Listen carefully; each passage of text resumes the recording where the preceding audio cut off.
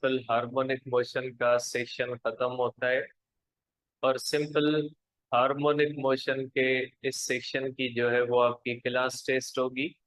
उस class test का मैं आपको ग्रुप के अंदर मैसेज कर दूंगा। तो उस दिन आपकी क्लास टेस्ट होगी, इसकी वो आपको शेड्यूल में मैसेज करता हूँ, जिसके अंदर हमारी टेस्ट जो होगी वो सिर्फ इसी सेक्शन की होगी जो सेक्शन हमने पढ़ा है। इससे आगे जो हमारा सेक्शन है उसके अंदर हम पढ़ेंगे वेव्स के बारे में। और यहाँ पे जो हम पढ़ेंगे वो पढ़ेंगे मैकेनिकल वेव्स के बारे में, कि मैकेनिकल वेव्स क्या होती हैं या मैकेनिकल वेव्स किसको कहा जाता है।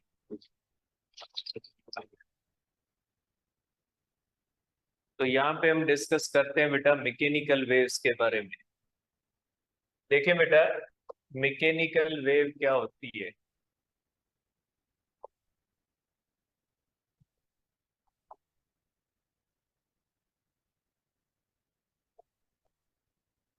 देखिए, मैकेनिकल वेव का मकसद है कि वेव ऐसी wave disturbance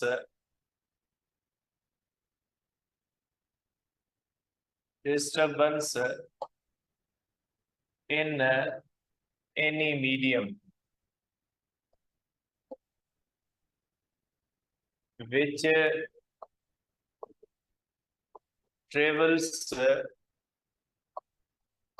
from one place to another place and transfers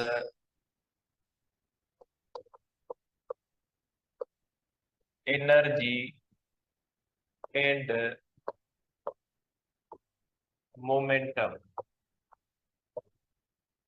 किसी भी मीडियम की ऐसी डिस्टरबेंस। देखिए बेटा, वेव जो मैकेनिकल वेव होती है वो मीडियम की डिस्टरबेंस होती है। जैसे आप वाटर को देख ले, अगर वाटर का सरफेस इस तरह से स्मूथ है, हम कोई भी चीज उसके अंदर ड्रॉप करते हैं, तो किसी भी चीज के ड्रॉप करने से वाटर के मॉलिक्यूल डिस्टर्ब होते हैं। और नतीजा ये निकलता है कि जहां पे वो चीज गिरती है पानी के अंदर, वहीं से मॉलिक्यूल की डिस्टरबेंस शुरू होती है और वो डिस्टरबेंस पूरे वाटर के सरफेस पे फैल जाती है।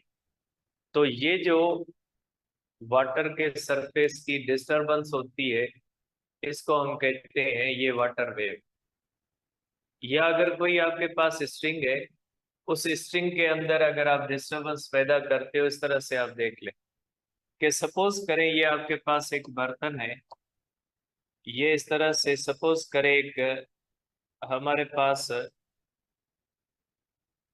एक बर्तन है और उसके अंदर इस तरह से वाटर फील्ड है। अगर इसके अंदर इस तरह से वाटर फील्ड है,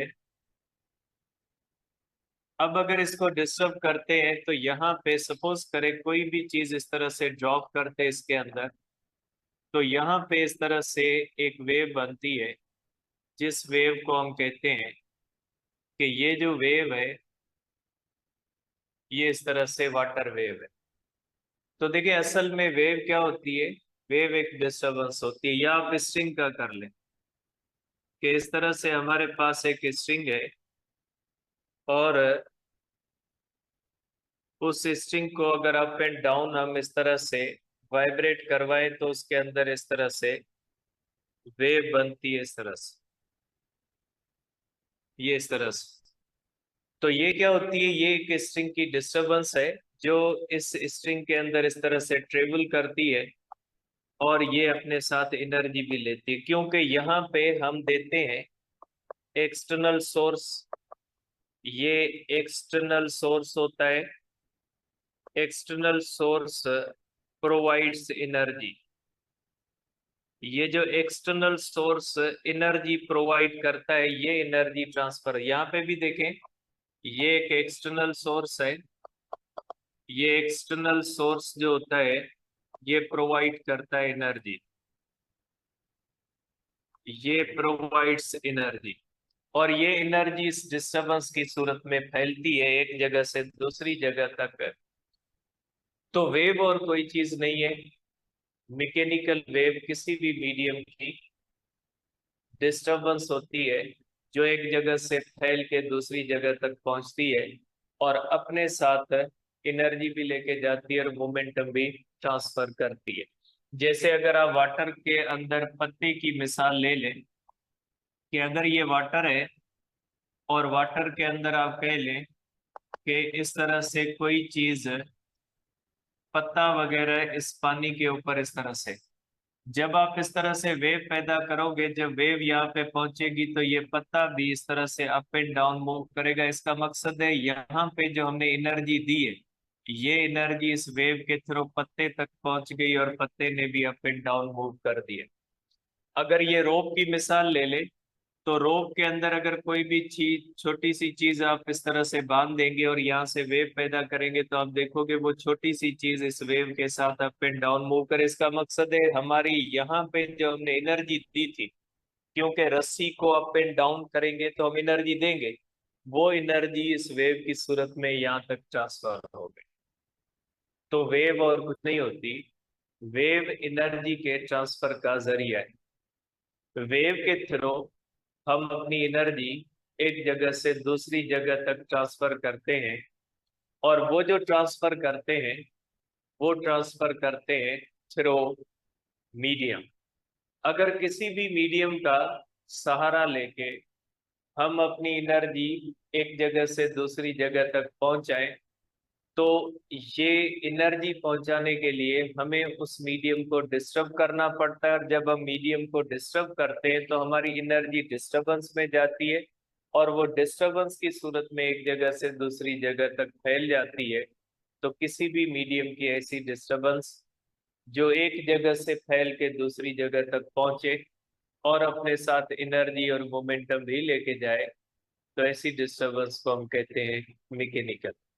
पानी की मिसाल मैंने आपको दी कि पानी के अंदर अगर फिंगर आप डिप करेंगे, तो फिंगर को डिप करने में आप एनर्जी दे रहे हैं, और वही एनर्जी वाटर के अंदर जाती है, पानी के अंदर जाती है, और पानी के अंदर वही वाटर वेव की सूरत में एक जगह से दूसरी जगह तक फैल जाती है। स्ट्रिंग का मैंने आपको मिसाल दिया कि स्ट्रिंग को वाइब्रेट करने के लिए आप उसको एनर्जी देते हो, और वो एनर्जी उस स्ट्रिंग के अंदर इस स्ट्रिंग की डिस्टरबेंस की सूरत में, जिस डिस्टरबेंस को हम वेव कहते हैं, वो एक जगह से दूसरी जगह तक ट्रांसफर हो जाती है। तो आप कहोगे कि वेव जो मैकेनिकल होती है वो किसी भी मीडियम की डिस्टरबेंस का नाम होता है, कि जब किसी भी मीडियम को आप डिस्टर्ब करते हो, तो डिस्टर्ब करते हुए, ठीक है, डिस्टर्ब करते हुए उसकी जो मैकेनिज्म होता है उसमें एनर्जी ट्रांसफर होती है, तो ऐसे मैकेनिज्म को हम कहते हैं वेव। मैं बात कर रहा हूँ, ये मेरी साउंड वेव है, और जब मैं बात करता हूँ तो मैं एयर को डिस्टर्ब करता हूँ। एयर बिल्कुल इसी तरह से डिस्टर्ब होती है जिस तरह से पानी का सरफेस डिस्टर्ब होता है, और जहां जहां तक मेरी आवाज पहुंच रही है एक्चुअली वहां वहां तक ये एयर की डिस्टरबेंस है। और इस एयर की डिस्टरबेंस की जो सेंसेशन होती है, कि हमारे कानों के अंदर जो पर्दे होते हैं, वो पर्दे एयर की डिस्टरबेंस की सेंसेशन रखते हैं, और वही सेंसेशन जो होता है वो ब्रेन डिटेक्ट करता है एज साउंड। तो साउंड और कुछ कोई चीज नहीं है, sound just sensation of disturbance है। वो डिस्टरबेंस जो किसी भी मीडियम के अंदर हम पैदा करते हैं, जो साउंड कहलाती है। तो ये ध्यान में रखिएगा कि वेव किसी भी मीडियम की डिस्टरबेंस होती है, और ये एक ऐसी डिस्टरबेंस होती है जो एक जगह से दूसरी जगह तक ट्रेवल भी करती है, और अपने साथ एनर्जी भी लेके जाती है, और अपने साथ मोमेंटम भी लेके जाती है। ठीक है, तो यहाँ पे ये बात रखिएगा बेटा। अब आ जाते हैं बेटा हमारे पास कि जब मैकेनिकल वेव बेटा इसका, और बेटा वाइब्रेटरी मोशन का आपस में क्या ताल्लुक है, ये हम डिस्कस करते हैं, क्योंकि बेटा इसके अंदर कुछ ऐसी बुनियादी चीजें हैं जो मैट्रिक और नाइन्थ के अंदर हम पढ़ते हैं, फिजिक्स के अंदर, अगर वो बुनियादी चीजें आपको पता नहीं होगी, ये सारी चीजें बुनियादी चीजें बेटा, अब इनको अगर हम नहीं समझेंगे तो आगे ये चैप्टर हमारे लिए समझना मुश्किल होगा। तो बेटा हम करते हैं कि रिलेशन क्या होता है बेटा। Relation between mechanical wave mechanical wave and medium. Mechanical wave और मीडियम के दरमियान क्या ताल्लुक है बेटा? बेटा ये ताल्लुक आपको पता है कि mechanical wave can not travel without medium. Mechanical wave mechanical wave can not travel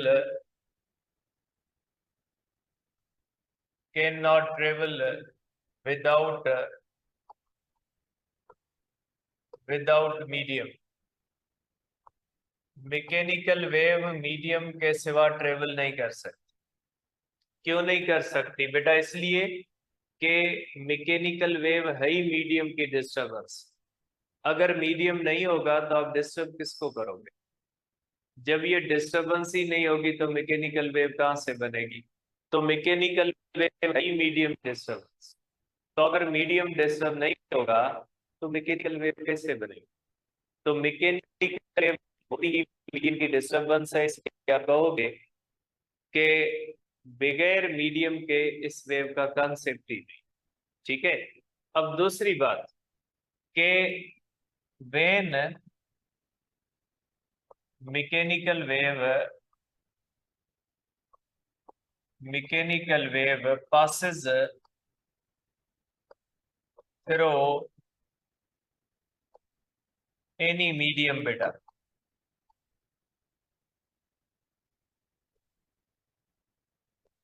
through any medium, then particles of the medium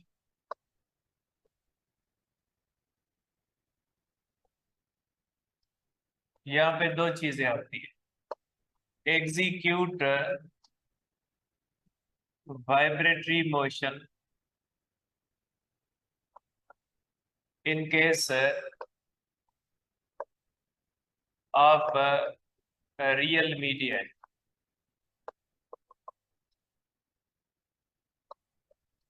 execute simple harmonic motion in case of ideal medium. ठीक है बेटा। जब कोई भी mechanical wave किसी medium से गुजरती है तो अगर वो मीडियम रियल है, जैसे हमारे पास एयर है, सॉलिड है, लिक्विड है, बहुत सारे मीडिया है, तो ये रियल मीडिया है। और इनके अंदर आप कहोगे कि जब ये वेव इस तरह से ट्रेवल करती है तो इसके जो मीडियम के पार्टिकल्स होते हैं वो वाइब्रेटरी मोशन में होते हैं। लेकिन आप उसको सिंपल हार्मोनिक नहीं कहोगे, क्योंकि रियल मीडिया जो होते हैं उनके अंदर रेजिस्टेंस होती है, और रेजिस्टेंस की वजह से इनके पार्टिकल की वाइब्रेटरी जो मोशन होती है ना, वो डिस्टेंस के साथ कम हो जाती है।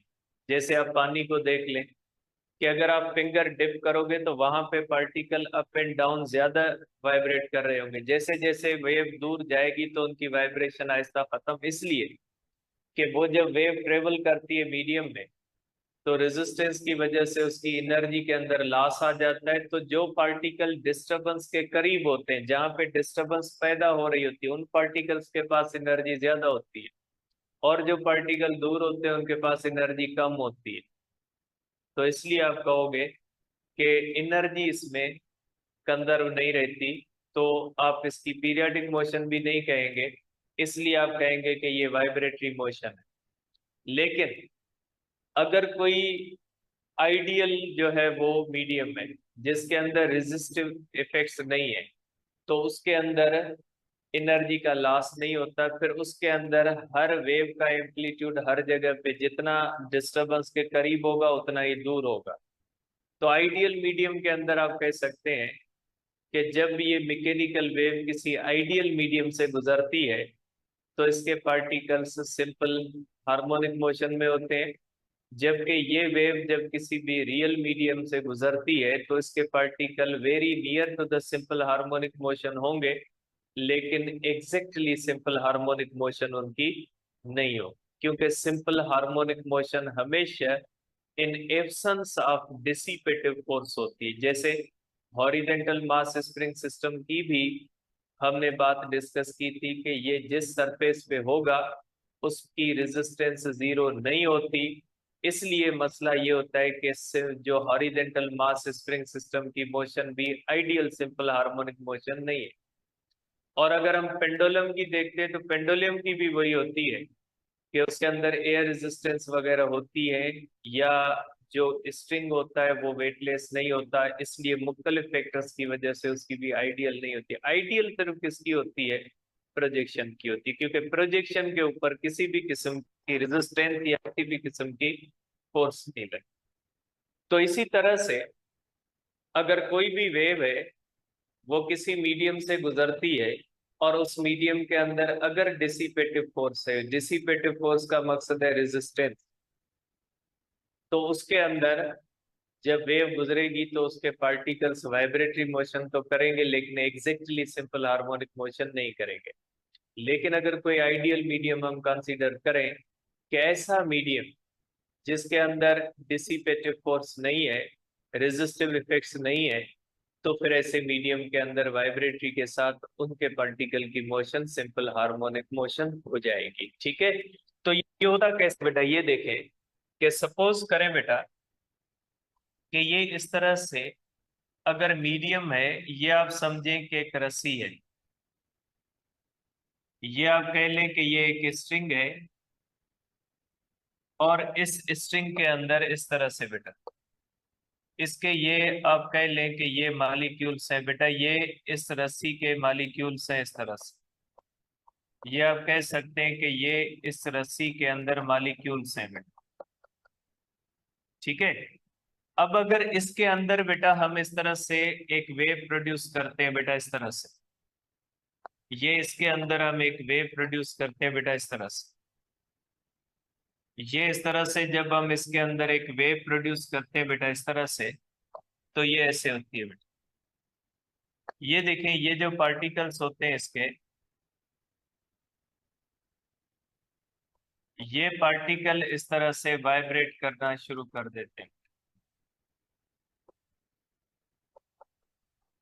इस तरह से ये पार्टिकल वाइब्रेट करना शुरू कर देते हैं बेटा। तो ये बात ध्यान में रखिएगा कि ये जो पार्टिकल होते हैं बेटा, ये इस तरह से अप एंड डाउन इस तरह से वाइब्रेट करते रहेंगे इस तरह से, और ये एक डिस्टरबेंस बनेगी जिसको हम वेव कहेंगे। तो ये वेव तो ट्रेवल करेगी लेकिन पार्टिकल्स इसके साथ ट्रेवल नहीं करते। ये ऐसे भी हो सकता है बेटा, सपोज करें कि इस तरह भी हो सकता है बेटा, जैसे एयर होती है, अगर सपोज करें इस तरह से एयर के मालिक्यूल है बेटा, तो इसके अंदर क्या होता है बेटा कि अगर इस तरह से एयर के अंदर मालिक्यूल्स हैं,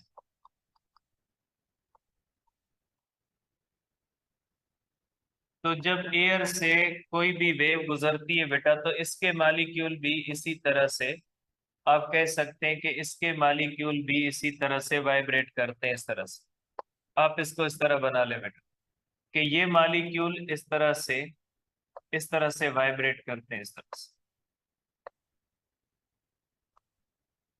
ये मालिक्यूल इस तरह से वाइब्रेट करेंगे बेटा, तो ये इस तरह से वाइब्रेट करेंगे। तो ये जब भी किसी भी मीडियम से वेव गुजरती है तो उस मीडियम के पार्टिकल वाइब्रेटरी मोशन के अंदर होते हैं, और हम यहाँ पे जो कंसीडर करेंगे वो आइडियल मीडिया कंसीडर करेंगे। इसलिए हम कहेंगे कि जब कोई भी मैकेनिकल वेव किसी मीडियम से गुजरती है तो उस मीडियम के पार्टिकल सिंपल हार्मोनिक मोशन के अंदर होते हैं।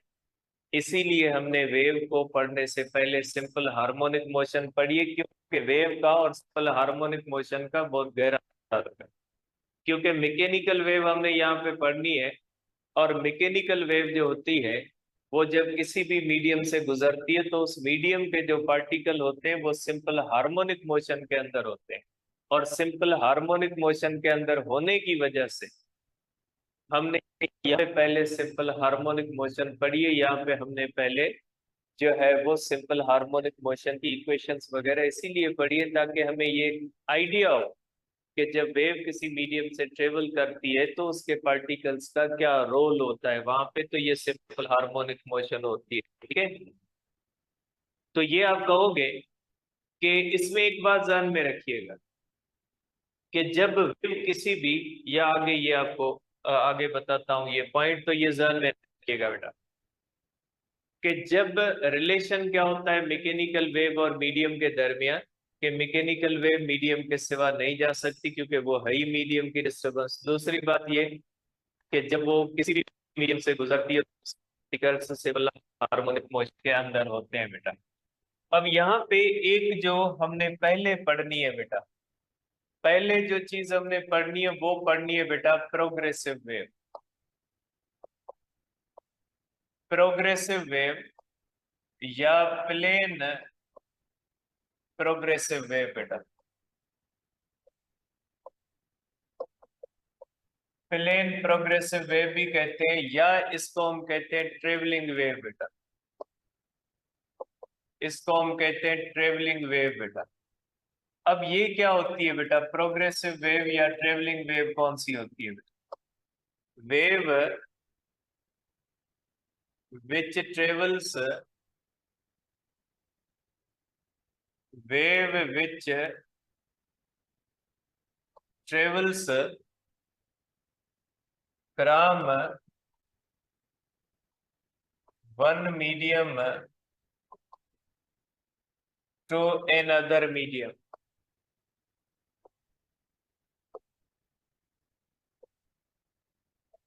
wave which travels from one medium, sorry,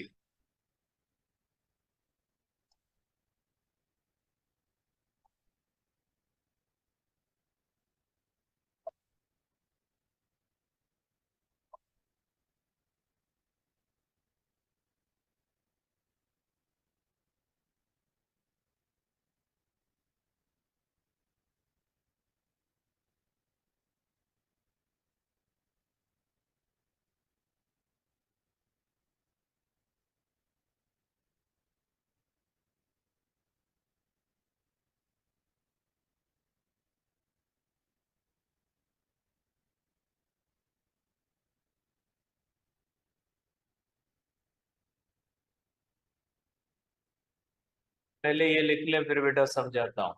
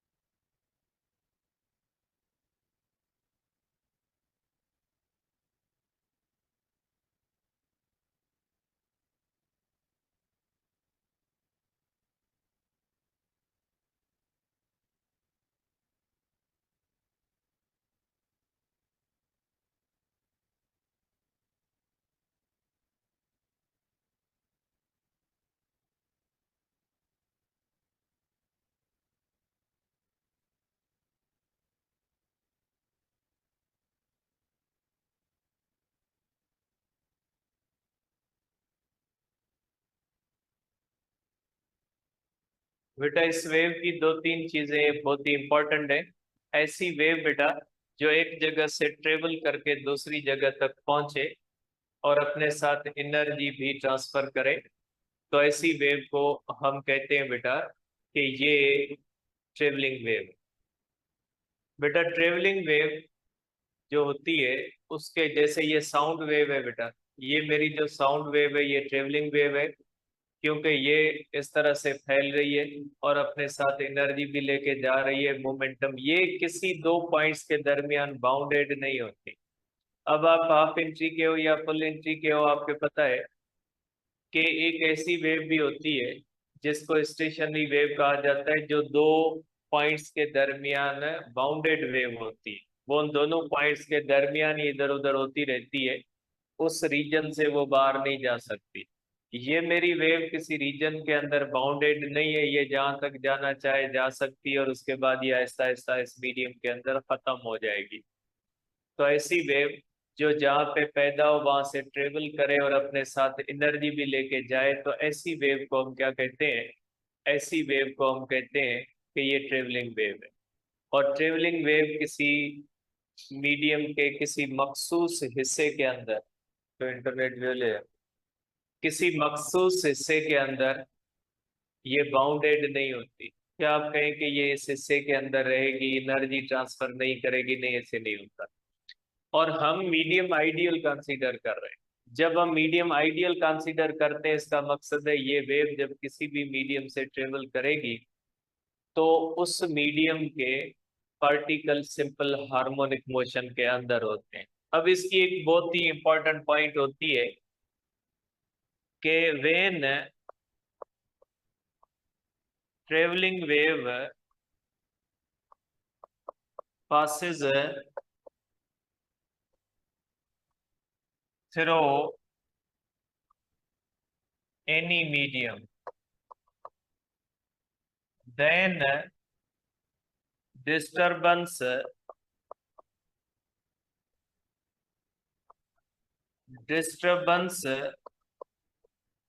in medium travels, but medium does not travels with wave. के मीडियम जो होता है वो वेव के साथ ट्रेवल नहीं करता, ये डिस्टरबेंस ट्रेवल करती है। जैसे ये होता है बेटा, अगर आप इस तरह से देखते हैं कि एक स्ट्रिंग के अंदर वेव प्रोड्यूस करें बेटा, तो जब आप यहाँ पे वेव प्रोड्यूस करते हो बेटा, तो ये वेव ट्रेवल करती है, डिस्टरबेंस ट्रेवल करती है। ऐसा तो नहीं होता कि ये रोप का ये हिस्सा आपके हाथ से निकल के इधर नहीं जाता, रोप का हिस्सा वही होता है। जब वेव ट्रेवल करती है ना मीडियम से, तो मीडियम के पार्टिकल उसके साथ नहीं जाते, डिस्टरबेंस जाती है। जैसे फॉर एग्जांपल, शहर के अंदर कोई वाकया हो, एक बंदे ने देखा, उसने दूसरे को बताया, उसने तीसरे को, तो वो पूरे शहर के अंदर बात फैल जाती है। तो उसमें ये होता है कि जिस बंदे ने देखा, ऐसा नहीं हुआ कि वो बंदा जाके सब बंद को बता के आता है, वो उसने दूसरे को बताया, दूसरे ने तीसरे को। तो यहाँ पे ये होता है, एक पार्टिकल डिस्टर्ब हुआ, वो अपनी पॉइंट पे डिस्टर्ब होगा, वो साइड वाले को डिस्टर्ब करेगा, साइड वाले, इस तरह से डिस्टर्बेंस फैल जाएगी, मीडियम ट्रेवल नहीं करता। जैसे एक पत्ते की बहुत ही मशहूर मिसाल दी जाती है कि पानी के अंदर एक पत्ता रख के आप इस तरह से उसमें वेव पैदा करें, आप देखोगे कि आपको लगेगा कि वेव तो जा रही है, लेकिन जब वो पत्ते के पास पहुंचेगी तो पत्ता अप एंड डाउन तो मूव करता रहेगा, पत्ता वेव के साथ नहीं जाएगा, क्योंकि पत्ता मीडियम है। और जब किसी भी मीडियम से वेव पास होती है, तो वो पत्ता उसके साथ जो होता है वो ट्रेवल नहीं करता, वेव ट्रेवल करती है, डिस्टरबेंस ट्रेवल करती है, उसके साथ मीडियम ट्रेवल नहीं करता। तो जब हम बात करते हैं ट्रेवलिंग वेव की, तो ये जो ट्रेवलिंग वेव होती है, ठीक है, ये जो ट्रेवलिंग वेव होती है, जब ये किसी भी मीडियम से ट्रेवल करती है, तो मीडियम उसके साथ ट्रेवल नहीं करता, उसके जो डिस्टरबेंस होती है मीडियम की वो ट्रेवल करती है। मीडियम कभी भी, आप कह सकते हैं कि net displacement of the medium zero होता है। वैसे भी पार्टिकल के मीडियम मीडियम के पार्टिकल जो होते हैं वो सिंपल हार्मोनिक मोशन में होते हैं। और आपको पता है simple harmonic motion vibratory motion होती है, और वाइब्रेटरी मोशन के अंदर नेट डिस्प्लेसमेंट क्या होता है? जीरो होता है। तो इसलिए जब कोई भी पार्टिकल वाइब्रेटरी मोशन के अंदर होता है, सिंपल हार्मोनिक मोशन के अंदर होता है, तो उसका नेट डिस्प्लेसमेंट जीरो होता है। इसका मतलब है वो तो मीडियम के साथ, वेव के साथ ट्रेवल नहीं कर रहा। अगर वेव के साथ ट्रेवल करेगा तो जहां तक वेव जाएगी वहां तक पार्टिकल जाएगा, फिर तो पार्टिकल का नेट डिस्प्लेसमेंट हो जाएगा। तो याद रखिएगा कि मैं अगर बात कर रहा हूं तो मेरी ये जो आवाज है इसमें ऐसा तो नहीं मेरे मुंह से जो एयर निकलती है वो सबके कानों तक पहुंचती होगी, ये डिस्टरबेंस पहुंचती है। मीडियम ट्रेवल नहीं करता, मीडियम के पार्टिकल ट्रेवल नहीं करते वेव के साथ, ये मीडियम के अंदर जो डिस्टरबेंस पैदा होती है ना वो ट्रेवल करती है। ठीक है, तो ये हो गई हमारे पास इसकी बहुत ही इंपॉर्टेंट पॉइंट। अब इसके बाद है हमारे पास बेटा नेचर ऑफ ट्रेवलिंग वेव। बेटा नेचर ऑफ वेव, बेटा नेचर ऑफ मैकेनिकल वेव बेटा। ठीक है, इसमें ये हो सकता है, एक होती है ट्रांसवर्स वेव बेटा, ये नेचर है बेटा। ठीक है बेटा, के wave in which particles of medium, particles of medium vibrate in perpendicular direction with velocity of wave। ठीक है, अब ऐसी वेव जिसके अंदर particles of the medium wave से परपेंडिकुलर वाइब्रेट करे, ऐसे देखिए बेटा ऐसी वेव ये जो होती है अगर इस तरह से है तो वेव की वेलोसिटी इस तरह से बेटा और पार्टिकल इस तरह से वाइब्रेट कर रहे हैं। ठीक है, तो ये जो होती है बेटा यहाँ पे दो वेलोसिटीज होती है वेव के अंदर, एक पार्टिकल और दूसरी वेव वेलोसिटी। पार्टिकल वेलोसिटी परपेंड, जैसे वाटर है ना बेटा, वाटर के ऊपर पार्टिकल वाइब्रेट करते हैं, परपेंडिकुलर वेव इस तरह से फैल रही होती है। तो वेव वेलोसिटी और पार्टिकल वेलोसिटी दो वेलोसिटीज होती है। एक वेव की वेलोसिटी, वेव की वेलोसिटी का मकसद है वो वेलोसिटी जिससे वेव फैल रही है, और पार्टिकल वेलोसिटी का मकसद है वो वेलोसिटी जिससे पार्टिकल वाइब्रेट कर रहा है। तो वेव वेलोसिटी और पार्टिकल वेलोसिटी एक दूसरे से परपेंडिकुलर होती है। और दूसरी होती है लॉन्गिट्यूडनल वेव। लॉन्गिट्यूडनल वेव का मकसद है wave in which particles of medium, particles of medium vibrate in parallel with wave velocity. ऐसी वेव जिसके अंदर पार्टिकल की वेलोसिटी और वेव की वेलोसिटी पैरेलल हो, जैसे ये पार्टिकल्स हैं, अगर पार्टिकल की वेलोसिटी और वेव की वेलोसिटी सेम डायरेक्शन में इस तरह से और वेव भी उसी डायरेक्शन में जा रही है, उसको कहा जाता है लॉन्गिट्यूडनल वेव बेटा। अब इसमें दोनों वेलोसिटीज एक दूसरे से क्या होती हैं, पैरेलल होती हैं बेटा। तो ये जो नेचर ऑफ वेव होती है ना, किसी वेव को ट्रांसवर्स कहते हैं, किसी वेव को लॉन्गिट्यूडनल कहते हैं। ये हम इस बुनियाद पे कहते हैं कि वो वेव जब किसी मीडियम से गुजर रही है तो मीडियम के पार्टिकल्स की वेलोसिटी और वेव वेलोसिटी के दरमियान कौन सी एंगल है, इस एंगल की बुनियाद पे हम वेव की दो किस्में करते हैं, जिसको एक को ट्रांसवर्स कहा जाता है, एक को लॉन्गिट्यूडनल कहा जाता है।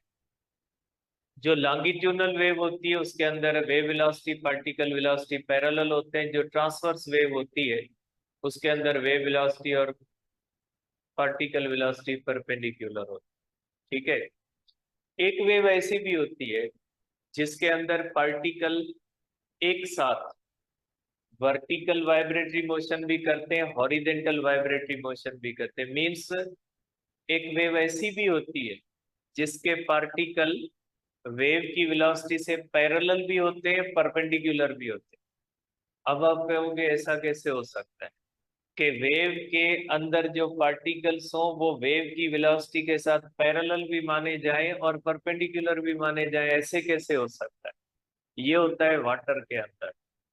वाटर के सरफेस के ऊपर जो वेव बनती है ना, जिसको आप ट्रांसवर्स वेव कहते हो, एक्चुअली ये वेव एक ऐसी वेव होती है जिसमें वाटर के मॉलिक्यूल सर्कुलर मोशन करते हैं। और सर्कुलर मोशन जो होती है वो कॉम्बिनेशन होती है दो वाइब्रेटरी मोशन का, उसमें हॉरिजॉन्टल वाइब्रेटरी भी होती है, वर्टिकल वाइब्रेटरी भी होती है। तो वाटर वेव को अगर देखते हैं तो उसके अंदर वाटर के पार्टिकल्स में सर्कुलर मोशन होती है। तो सर्कुलर मोशन मीन्स उसमें दो वाइब्रेटरी मोशन साथ हैं, एक वाइब्रेटरी मोशन जो उनसे वाटर वेव से परपेंडिकुलर होगी और दूसरी ऐसी वाइब्रेटरी मोशन जो उस वाटर वेव से पैरेलल होगी।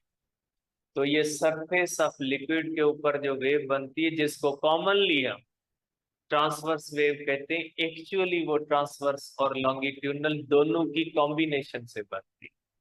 ठीक है, तो ये ध्यान में रखिएगा कि ये जो होती है ये वाटर के सरफेस के ऊपर कॉमनली जो वेव होती है उसको तो ट्रांसवर्स कहते हैं, लेकिन एक्चुअली वो ट्रांसवर्स के साथ लॉन्गिट्यूडनल भी होती है क्योंकि उसके पार्टिकल सर्कुलर मोशन के अंदर होते हैं।